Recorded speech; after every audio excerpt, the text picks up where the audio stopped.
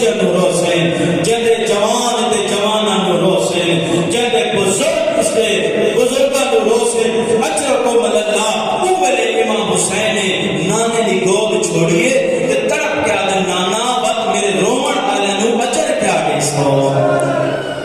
نبی علیہ السلام پہ فرمائے بیٹا میں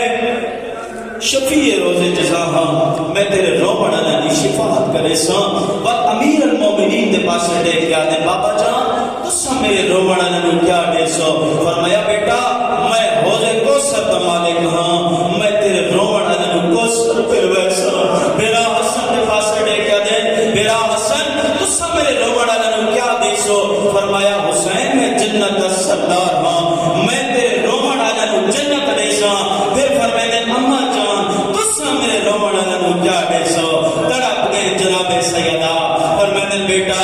میں کیا کہہ سکتی ہاں میں جنت کے دروازے پہ کھڑو ویسا اس ویلے تک کھڑی راسا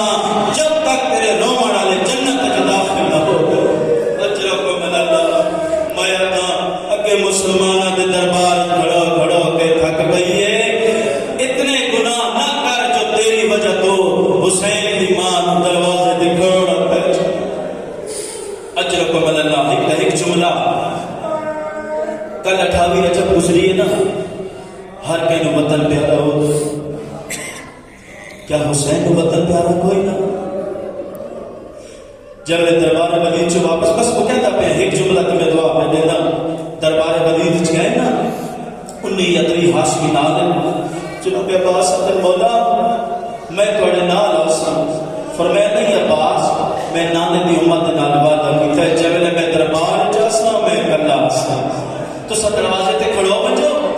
اگر کوئی میرے تو مشکل بن گئی نا میں نعرہ تکبیر بلند کرے صحابت دربار چ داخل ہو جاوے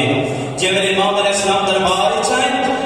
انہوں نے بیعت کا مطالبہ کیتا میرے امام علیہ السلام نے فرمایا مجھ جیسا اس فاسق کی بیعت نہیں کر سکتا میرا نانا محمد ہے میرا بابا علی ہے میری ماں بطول ہے یہ گل کر کے نا امام علیہ السلام نے آخیا میں تھوڑی بیعت کا جواب میں تمہیں دے سا کل جب سارے لوگ اکٹھے ہوئے ایک گل کر کے امام علیہ السلام باہر نکل لگے جب مروان نے اسی طرف اشارہ کیتا حسین کے سر قلم کر آج اگر میں قلم نہ کیتا وقت حسین تیرے ہاتھ نہیں آمنا